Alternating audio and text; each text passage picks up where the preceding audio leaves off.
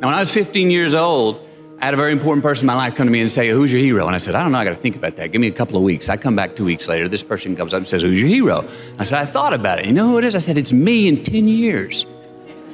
So I turned 25, 10 years later. That same person comes to me and goes, so are you a hero? And I was like, not even close. No. She said, why? I said, because my hero is me at 35.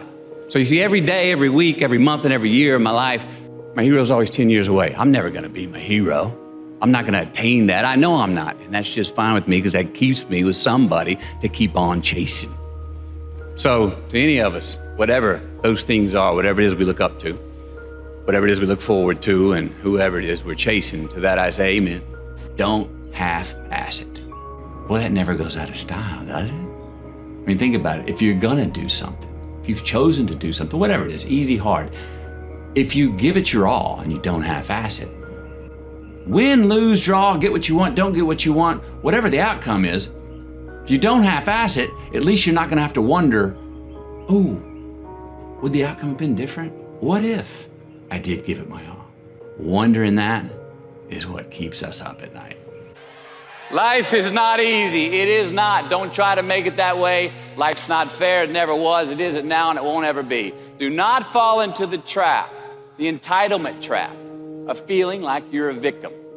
You are not. Get over it and get on with it. And yes, most things are more rewarding when you break a sweat to get them. You see, happiness demands a certain outcome. It is result reliant. And I say, if happiness is what you're after, then you're going to be let down frequently, and you're going to be unhappy much of your time. Joy is not a choice. It's not a response to some result. It's a constant. Joy is the feeling that we have from doing what we are fashioned to do, no matter the outcome. So the question that we got to ask ourselves is what success is to us, what success is to you. Is it more money? That's fine. I got nothing against money. Maybe it's a healthy family. Maybe it's a happy marriage. Maybe it's to help others, to be famous, to be spiritually sound, to leave the world a little bit better place than you found it. Continue to ask yourself that question. Now, your answer may change over time, and that's fine. But do yourself this favor. Whatever your answer is, don't choose anything that will jeopardize your soul. Prioritize who you are, who you want to be, and don't spend time with anything that antagonizes your character.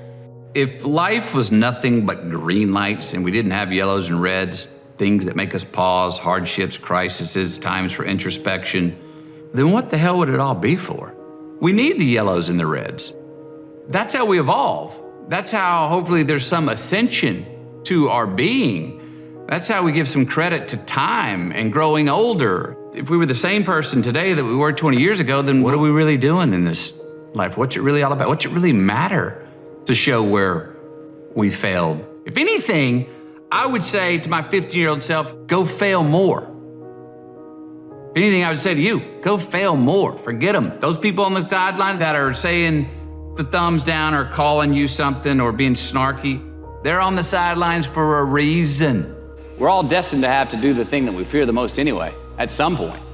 So give your obstacles credit, and you will, one, find the courage to overcome them, or you will, two, see more clearly that they're not really worth prevailing over. So be brave, have courage, and when you do, you get stronger, you get more aware, you get more respectful of yourself and that which you fear. Didn't you want to be a lawyer at one point? Was that part of your path? That's what I thought I was going to do in life. Then I remember my dad one day saying, he was in the oil business and it all went under in '82. And right around that time, he was like, I may need you to be a lawyer to take care of me. Anyway, I went to University of Texas, was headed towards, I wanted to be a criminal defense lawyer.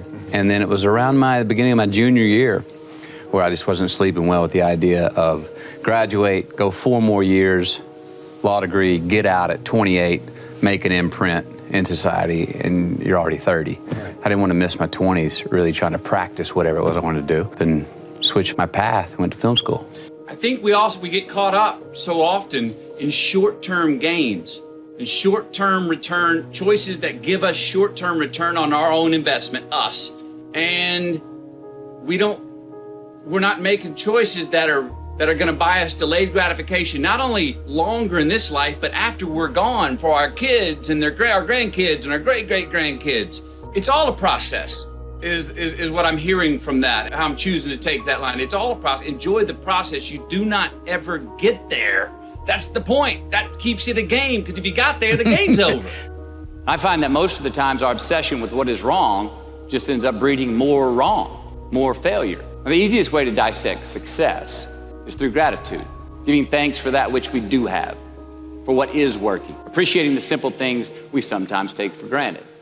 We give thanks for these things, and that gratitude reciprocates, creating more to be thankful for. It's really simple, and it works. Now, I'm not saying be in denial of your failures. No, we can learn from them too, but only if we look at them constructively, as a means to reveal what we are good at, what we can get better at, what we do succeed at. I need some resistance. Yes. You know, and look, and I think there's very healthy ways to create resistance in our lives when we are on so-called easy street. Yeah. That maybe we're not challenging ourselves in the right way. You know, that we need to create resistance to overcome it, to feel most alive. But there's also foolish times to create resistance. And the fact of that is, things are going so well, you think that's how it's going to be for the rest of your life. No, trust me, the uphill's coming. The drama, the real drama's coming. Don't create any false drama in front of you right now, because you're kind of patronizing yourself. The real drama's going to come. Someone is going to get sick. You are going to get hurt. Something will happen in your life. The world will do unto you, or you'll do it unto yourself. So don't trip yourself running downhill and face plant and break your frickin' nose just because you needed some resistance running downhill. Unbelievable. All right, it's my least favorite word. I think we should wipe it out of the dictionary. Why? What's so unbelievable about tragedy, about triumph, about people that raise us up or let us down? It happens every single day. We shouldn't think that the most beautiful sunset or the greatest play or the greatest love of our life or the greatest moment of euphoria is unbelievable. Believe it. It's happening right in front of you, in you. We shouldn't feel like the greatest tragedy of death or earthquakes or natural disasters or loss is unbelievable. It's part of life too. Believe it. We see it happen every day. Awesome, horrible, incredible. I believe those. But unbelievable? Nah, it just happened. Believe it. To actually have true freedom, we have to be responsible, more responsible for certain things, for ourselves, who we are. Constantly investigating and interrogating our better selves to say, I'm going to be a little bit better at this tomorrow, knowing that we never land. There's no ta-da moment. And that is one thing I think we all got to watch, because we all are so result oriented. Oh, if I keep doing this, I'm going to get to that place of pure enlightenment. But there's no ta-da moment. We're always chasing yet. And if we can get comfortable and understand and laugh at and be ready to work hard at the fact that we're all just, if we could just say, we're all just achieving our way to the unachievable. And that's as good as it gets.